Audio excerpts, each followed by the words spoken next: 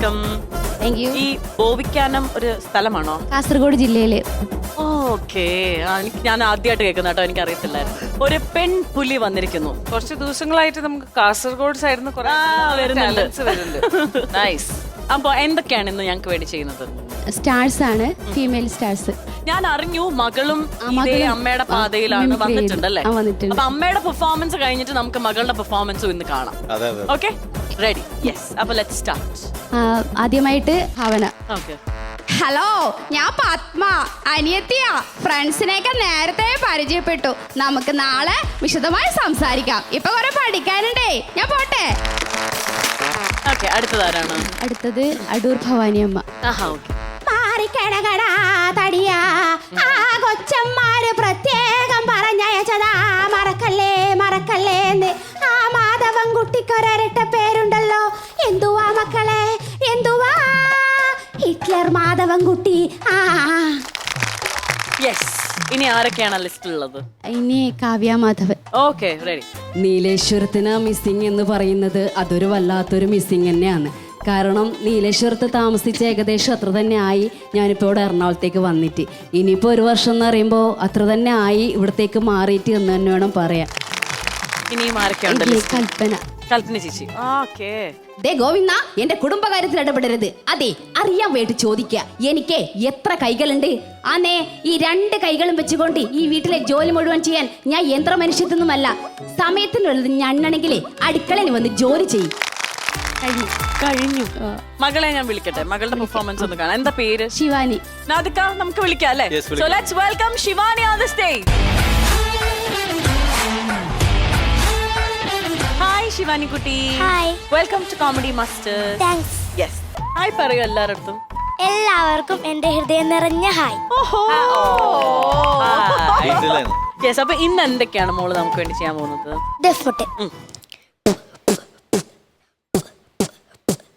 പതിഗമനോമര പുല്ല പുകമത് നബിമുള്ള പുല്ല പ്യാമിന യാമിന പുല്ല അല്ല പ്യാമിനാമ പുല്ല പതിഗമനോമര പുല്ല പുകമത് നബിമുള്ള പുല്ല പ്യാമിന യാമിന പുല്ല അല്ല പ്യാമിനാമ പുല്ല.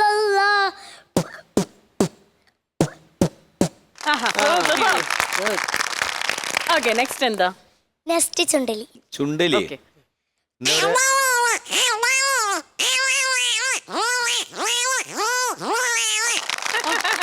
ഞാൻ ആദ്യമായിട്ടാണ് ചുണ്ടലിയുടെ ചുണ്ടലിയുടെ ശബ്ദം കേൾക്കുന്നത്. നിനക്കറിയാടാ ചുണ്ടലിയുടെ ശബ്ദം? കേട്ടിട്ടുണ്ട്, പക്ഷെ ഇത്രയും വോയിസ് ആയിട്ട് ഇത്രയും നന്നായിട്ട് കേട്ടിട്ടില്ല. ബാസ് എഫക്റ്റ് ചുണ്ടലി. മോനെ, അടുത്തത് എന്താണ് പൊന്നു ചെയ്യാൻ പോണ? കുയില്. കുയില്.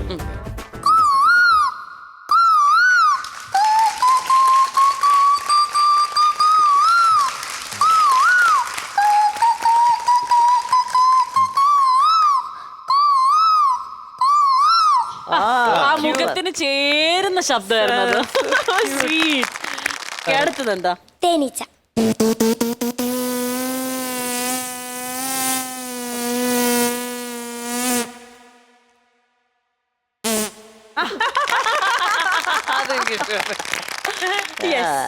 ഇനി ഒരു കപ്പിൽ നിന്ന് മറ്റു കപ്പിലേക്ക് വെള്ളം ഒഴിക്കുന്നത്.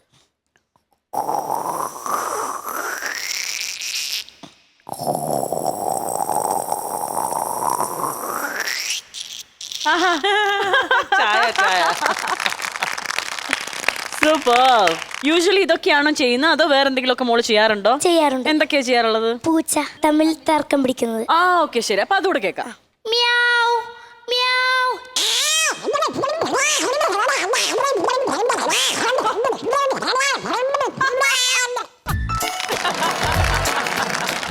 കുറച്ചുകൂടെ മോഡിഫൈ ചെയ്താൽ നമുക്ക് ഡൊണാൾഡ് ഡക്കിന്റെ ശബ്ദം പോലെയൊക്കെ വേണേ കൊണ്ടുപോവാം. ഓക്കെ, എങ്ങനെ ഉണ്ടായിരുന്നു ശ്വേത ചേച്ചി? അല്ല, ഈ വേദിയിൽ അമ്മയാണ് ഒരു പെർഫോം ചെയ്യാൻ വന്നതെങ്കിലും എനിക്ക് തോന്നുന്നു മോളാണ് താരം. അതെ, മോള് നന്നായിട്ട് ഹാർഡ് വർക്ക് ചെയ്തിട്ടുണ്ട്. Very good, very good. Thank you ചേട്ടാ.